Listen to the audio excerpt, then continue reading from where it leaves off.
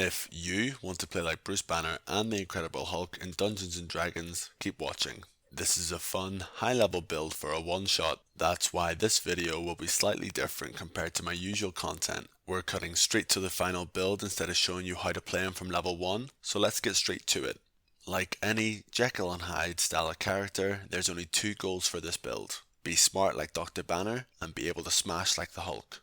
I also wanted to challenge myself by avoiding Barbarian, especially as I'm building both the Nuclear Physicist and the Brute. If you are only playing the Hulk, then Barbarian's Rage is too good to miss. Stay tuned until the end to see how we did, and don't forget to subscribe. First things first, we pick a race. Bruce is a human that was exposed to gamma radiation, so we are picking Variant Human and taking the Warcaster feat. Warcaster gives you advantage on concentration saving throws for your spells, lets you perform spells that require somatics even if your hands are full, and that lets you cast spells in place of attacks of opportunities as long as the casting time is one action and it only targets that creature. Using point buy, select 8 strength, 15 dexterity, 12 constitution, 15 intelligence, 13 wisdom and 8 charisma. Ratio bonuses increase intelligence to 16 and wisdom to 14. We take 12 levels in Wizard, choosing the Abjuration subclass. We take 4 levels in Fighter, choosing the Rune Knight subclass. And we take 4 levels in Monk, choosing the Open Hand subclass. This gives you 5 ability score increases. Use them to bring Intelligence to 18, Wisdom to 18, Dexterity to 16, Constitution to 13, and take the Crusher feat, which allows you to bring your Constitution to 14. The Crusher feat allows you to move a creature you hit with bludgeoning damage by 5 feet if it isn't more than one size larger than you. If you land a critical hit against a creature dealing bludgeoning damage, then all attack rolls against that creature are at advantage until the start of your next turn. From the wizard spell list, you should take Tenser's Transformation. Abjuration wizards get an arcane ward. To summon yours, just spend 10 minutes to cast the alarm spell as a ritual at the end of each long rest. Your arcane ward has hit points equal to twice your wizard level plus your intelligence modifier. From Fighter, we take the unarmed fighting style. As we are holding nothing, we can punch for 1d8 plus strength bludgeoning damage. Rune Knights get 2 runes to carve. We take Frost and Cloud. Frost gives advantage on animal handling and intimidation in addition to a bonus action, which increases your sturdiness for 10 minutes once per short rest. This sturdiness is in the form of a +2 to all ability checks and saving throws that use strength or constitution. The Cloud rune gives you advantage on sleight of hand and deception checks, in addition to a once per short rest reaction. This reaction can be triggered when you or a creature you can see within 30 feet is hit by an attack roll. You can choose a different creature within 30 feet who becomes the attack's target using the same roll. The rune magically transfers the attack's effects regardless of the attack's range.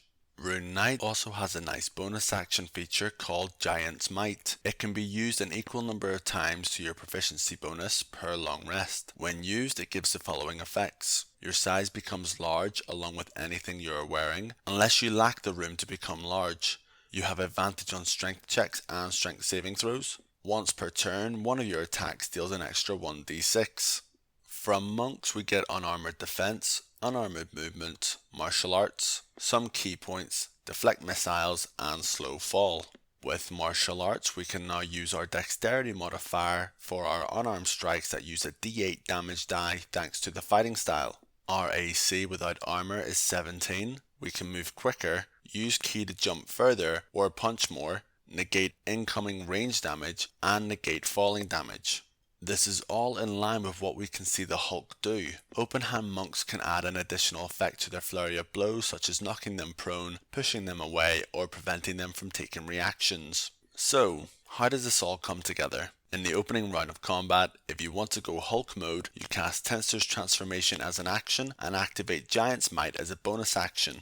For the duration of Tenser's Transformation, you get 50 temporary hit points. Incoming damage has to get through your 28 hit point arcane ward before chipping away at your actual hit points. Advantage on attack rolls with simple and martial weapons. Sadly, with rules as written, this does not work with unarmed strikes. It might be worth discussing with your DM as they might allow it. You deal an extra 2d12 force damage with weapon attacks. Luckily, unarmed strikes do count as melee weapon attacks. You get proficiency with all armors and weapons. You get proficiency in strength and constitution saving throws, and you get extra attack, letting you take 2 attacks when you make the attack action. When the spell ends, you have to succeed a DC 15 constitution saving throw or suffer 1 level of exhaustion. So now what? Well, you could immediately action surge if you wanted to deal damage on the first turn or keep it for later. When you punch, you deal 1d8 plus 3 bludgeoning damage and 2d12 force damage. On full turns, when you take the attack action to punch twice, then bonus action for an additional attack thanks to the monk's martial arts, or spend 1 key for a flurry of blows, giving you 2 additional attacks instead of 1.